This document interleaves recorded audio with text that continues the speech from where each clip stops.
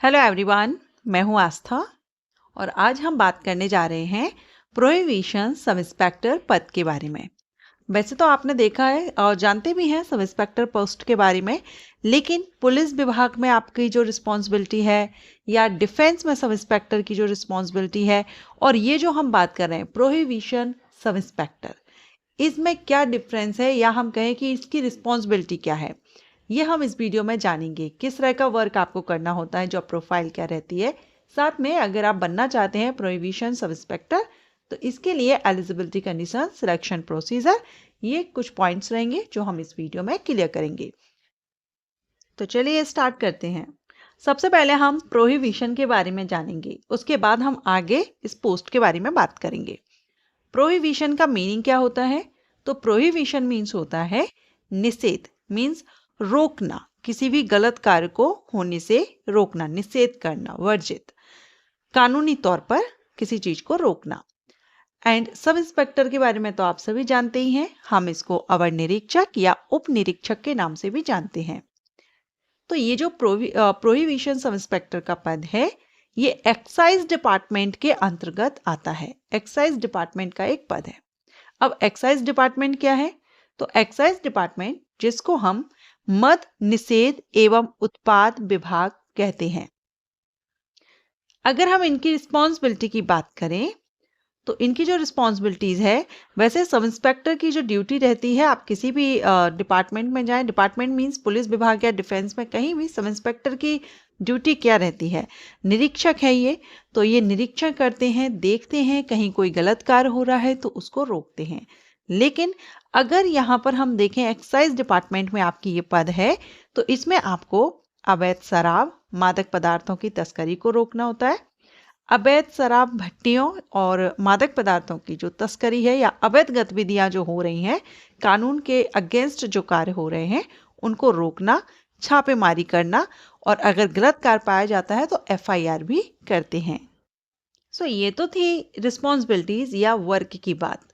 अब अगर आप बनना चाहते हैं प्रोहिबिशन सब इंस्पेक्टर तो इसके लिए इंडियन सिटीजन एलिजिबल होते हैं, भारतीय नागरिक एलिजिबल होते हैं। लेकिन ये जो वैकेंसी है ये स्टेट लेवल पर रिलीज होती है, राज्य स्तर पर वैकेंसी आती है। तो कुछ स्टेट ऐसे होते हैं जहां पर सभी स्टेट के कैंडिडेट एलिजिबल होते हैं और कुछ स्टेट रहेंगे जहां पर सिर्फ उसी स्टेट के मूल निवासी एलिजिबल होते हैं। ओके, और इस पद के लिए मेल और female and third gender candidate सभी एलिजिबल होते हैं। अगर हम बात करें क्वालिफिकेशन की तो एनी ग्रेजुएट कैंडिडेट आवेदन कर सकते हैं। ग्रेजुएशन आपने किया है, कम से कम 3 साल का जो ग्रेजुएशन रेगुलर कोर्स होता है वो अगर आपने किया है किसी भी सब्जेक्ट से तो आप अप्लाई कर सकते हैं। बात करेंगे एज क्राइटेरिया की, तो ग्रेजुएशन लेवल की पोस्ट है, इसलिए कम से कम आपकी उम्र 20 वर्ष होनी चाहिए, 20 ईयर।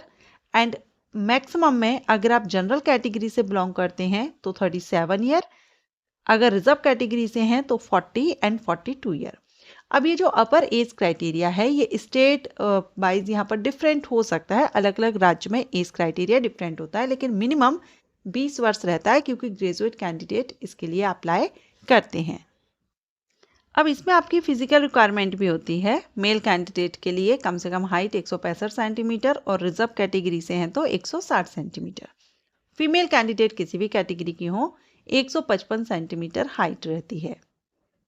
बात करेंगे सिलेक्शन प्रोसीजर की, तो इसमें सबसे पहले आपका रिटन एग्जामिनेशन होता है। रिटन एग्जामिनेशन में सबसे पहले होगा आपका pre exam and then mains exam.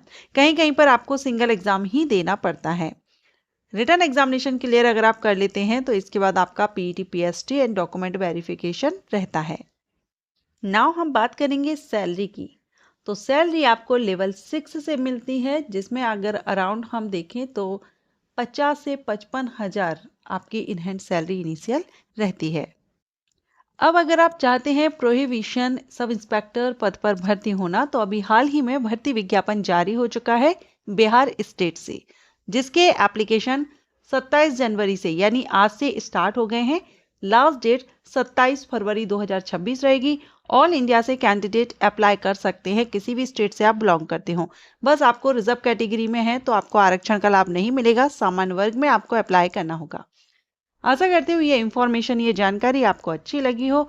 अगर आपको ये इन्फॉर्मेशन अच्छी लगी है तो वीडियो को लाइक कीजिएगा। Thank you.